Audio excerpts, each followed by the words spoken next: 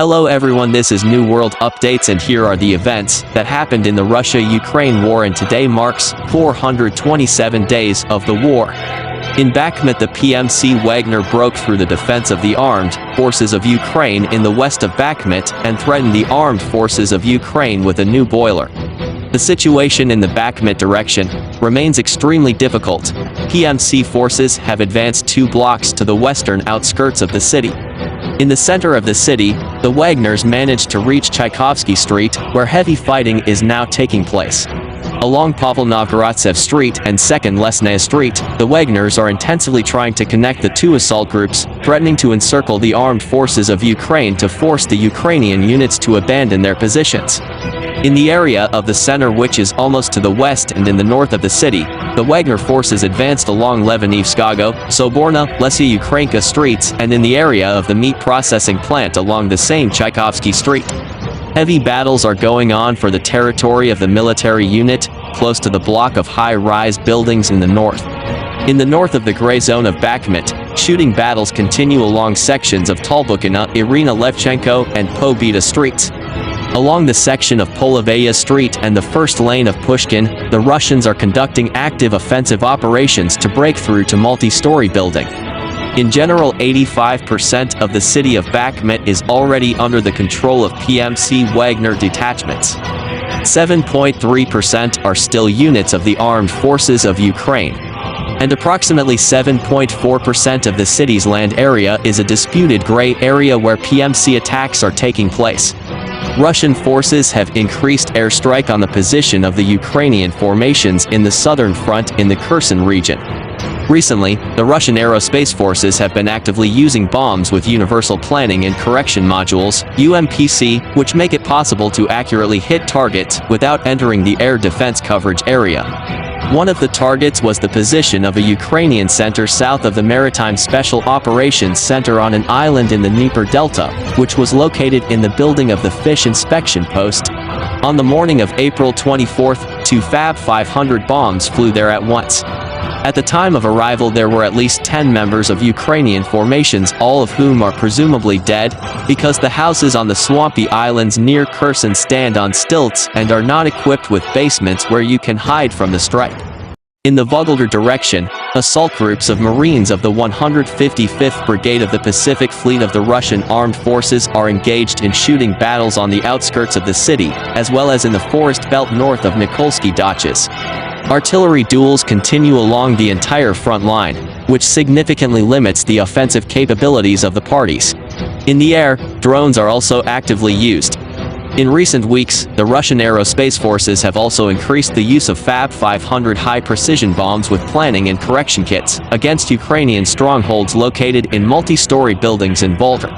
To hold the occupied lines, the Ukrainian command transferred a GS-17 heavy grenade launchers and self-propelled howitzers to Yelisavetovka and Zolotaya Neva.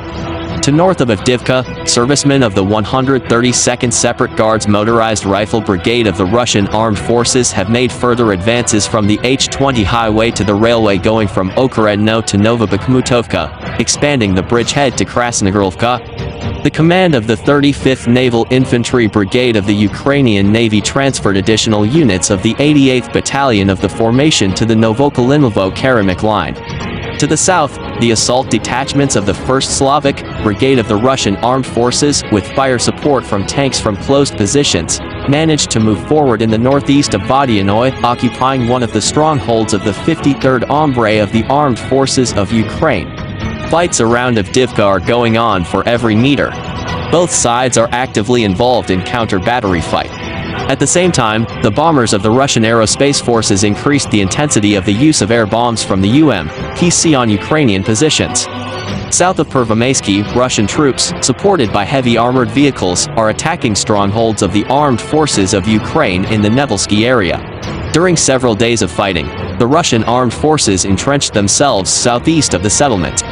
There are reports of a massive strike on the positions of the armed forces of Ukraine in Zaporozhye.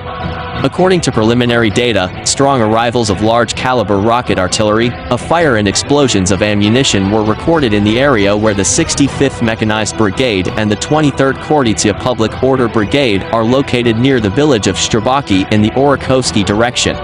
The 65th Motorized Rifle Brigade of the Armed Forces of Ukraine has already received the unofficial title of an unlucky brigade. The unit has been exposed to active artillery and airstrikes since the beginning of February and is actively losing equipment, which Ukrainian troops are transferring to Zaporozhye, mainly at night. Judging by the activity of artillery, aviation and Lancet drones in the Orkhovskoye direction, the targets of the Russian armed forces strikes are reserves of fuel, ammunition and equipment that the armed forces of Ukraine accumulated for the announced offensive. The Russian armed forces strikes on the police department in Druzhkovka. This night, the Russian armed forces carried out strikes on Druzhkovka targets in the part of the DPR occupied by the armed forces of Ukraine. One of the affected objects was the local police department. The photographs show damage in the parking lot and at the entrance. Sandbags were installed in the openings, which indicates the use of the object by Ukrainian formations.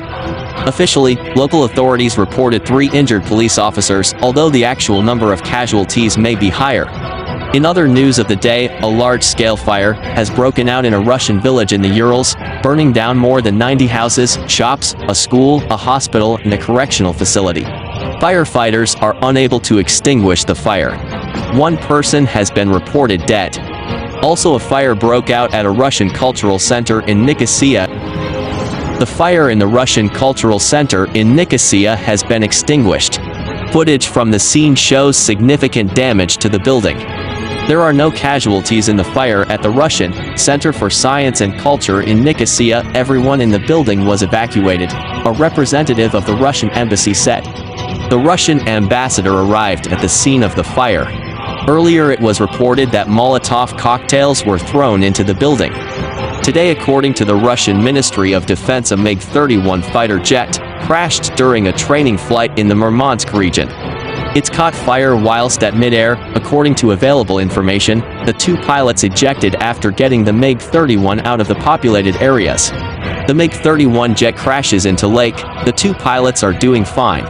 The cause of it accident is yet unknown. In Russia, footage shows the detention of a call center scammers who acted in the interests of the armed forces of Ukraine.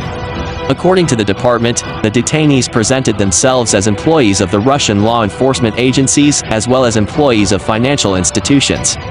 These gang will deceive innocent citizens to send their money to the account indicated by these swindlers. Later, the funds were converted into cryptocurrency and transferred through anonymous crypto wallets to recipient accounts in Ukraine. A criminal case has been initiated. That's all for now, and thanks for watching my video. Please don't forget to like, comment, and share my video. Also subscribe to my channel and turn on the notification button, so that you will receive notifications at any time I post a new video. See you in my next video.